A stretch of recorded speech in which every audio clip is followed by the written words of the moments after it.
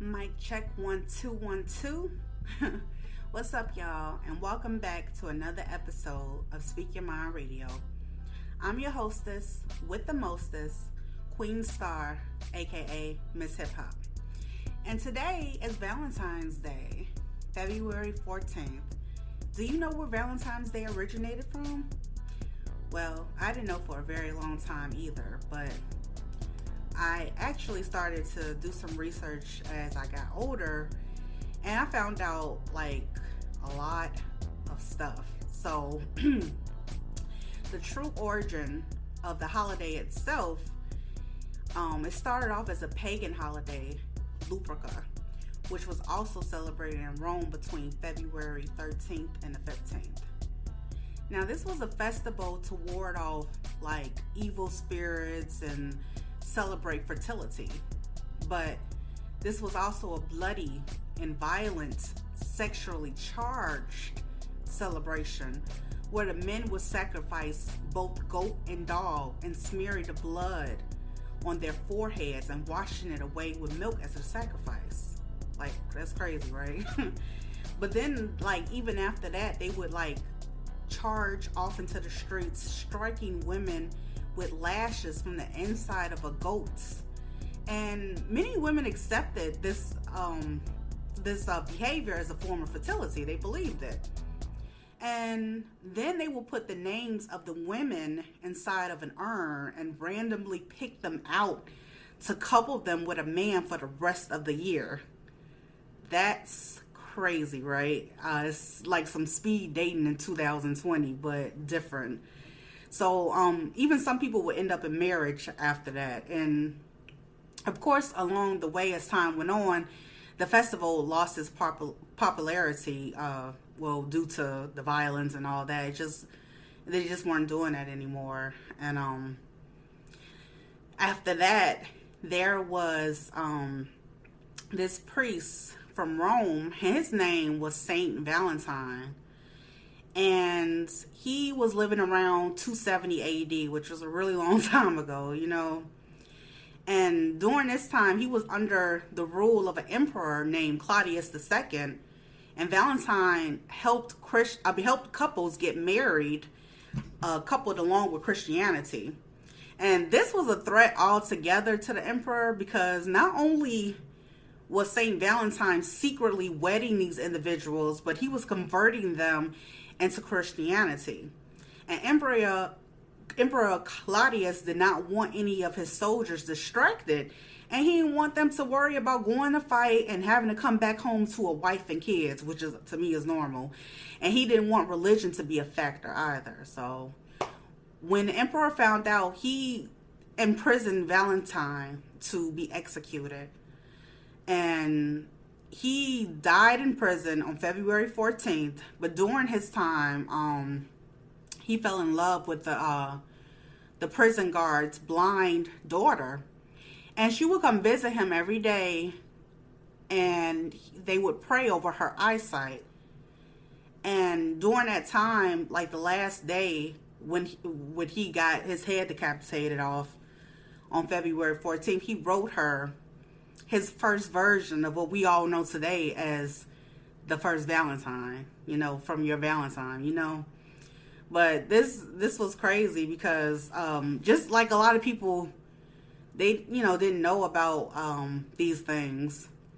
And then there was this poet who wrote a poem in 1381 to 1382. His name was Geoffrey Chaucer. And the poem was called Parliament of Fowls. And this, you know, to me, it linked what Valentine was trying to do, as in, coupled with the celebration of love, because he died for love, basically, of Valentine. And the poem that Geoffrey Chaucer wrote, it was like, he wrote, like, for this was sent on St. Valentine's Day, when every fowl cometh to choose his mates. Talking about like mating season among not only humans but nature too, birds, you know. So it was just something like to honor, you know, St. Valentine's his death and everything. And after the poem got widespread throughout the town, and people, understanding, they started celebrating, like that or whatever.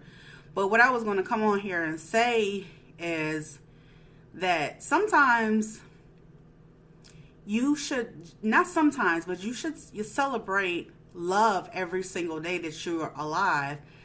And just because you're single on Valentine's Day, girl, boy, bye. Like, please learn to love and celebrate who you are first and foremost, because a lot of people will blindly go into a relationship thinking they're half of something. Like, 50 and 50 equal 100. You don't go into any relationship feeling like you're half of something.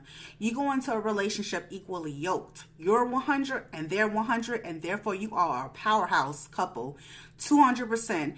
If your mate is not giving you what you need and you're not giving your mate what you need, then you're not a powerful couple. You know what I'm saying?